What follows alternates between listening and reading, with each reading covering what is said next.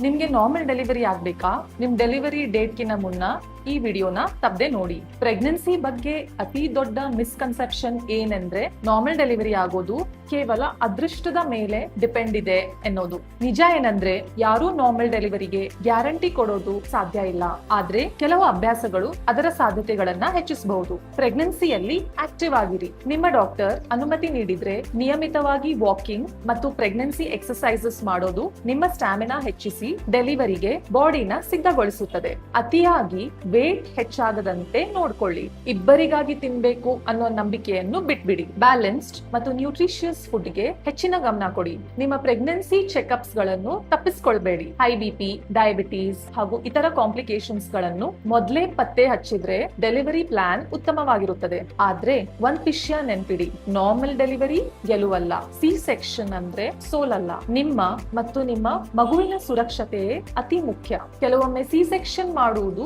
ಅತ್ಯಂತ ಸುರಕ್ಷಿತ ಆಯ್ಕೆಯಾಗಿರಬಹುದು. ನೀವು ಪ್ರೆಗ್ನೆಂಟ್ ಆಗಿದ್ರೆ ಈ ರೀಲ್ ನ ಸೇವ್ ಮಾಡ್ಕೊಳ್ಳಿ. ಹಾಗೆ ನಾರ್ಮಲ್ ಡೆಲಿವರಿ ಬಗ್ಗೆ ಸದಾ ಪ್ರಶ್ನೆ ಕೇಳೋ ಪ್ರೆಗ್ನೆಂಟ್ ವುಮನ್ ಗೆ ಈ ರೀಲ್ ನ ಶೇರ್ ಮಾಡಿ.